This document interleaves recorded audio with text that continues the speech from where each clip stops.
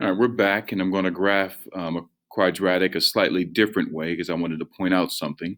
I rewrote the same function that we did last time. We graphed it by plugging in values of x and then recognizing the parts and pieces of the graph.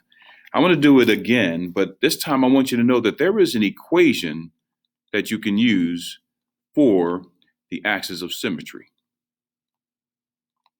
All right. And in order to use that, or once you actually get that, that's the x value of the vertex, right? So I'll show you what I mean here in a second. Remember that this is ax squared plus bx plus c. The equation for the axis of symmetry is x, because it's an equation of a line that's vertical, so x equals, and it equals negative b all over 2a. Right? So in our case, we have negative, so we have a is equal to 1, b is equal to 4, and c is equal to 2. So if I plug that in, I get negative, b is 4, 2 times whatever a is, which is 1. So we get negative 4 over 2, or negative 2. So I know my x value will be negative 2. I just need to now find my y value.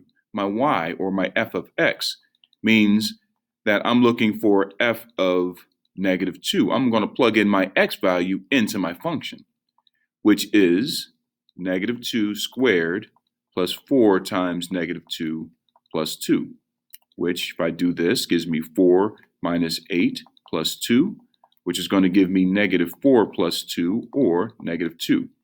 So from these two bits of information, right, so from x and y, those things give me my vertex. It's an x value and a y value, which in this case is negative 2, negative 2. So I go back up here just to kind of compare. We already said that our vertex was negative 2, negative 2. We just found it a different way. So I can go to negative 2, negative 2, put in a vertex. Right? Now, if I just plug in, if I go 2 units to the right, I'll have a 0, x equals 0. And whatever the value is at x equals 0 is going to be the same thing at x equals 4. So what happens when, if I know the vertex, because my parabola, which should be going upwards because it is positive, it's symmetric. So whatever I have on the right, I also have on the left. What about when f of 0, let me plug in 0, which is 2 units away from my vertex, right? X equals 0. When x is equal to 0, I get 0 squared plus 4 times 0 plus 2, which is 0 plus 0 plus 2, or just 2. So I get 0, 2. I don't even have to calculate the other one, because if I go 2 units to the right, so notice I went 2 units this way. If I go 2 units this way, I should have the same exact value because they're symmetric. So from that, I can just go ahead and draw my, that's just bad, but you get the point. There's my parabola. And it will essentially look the same.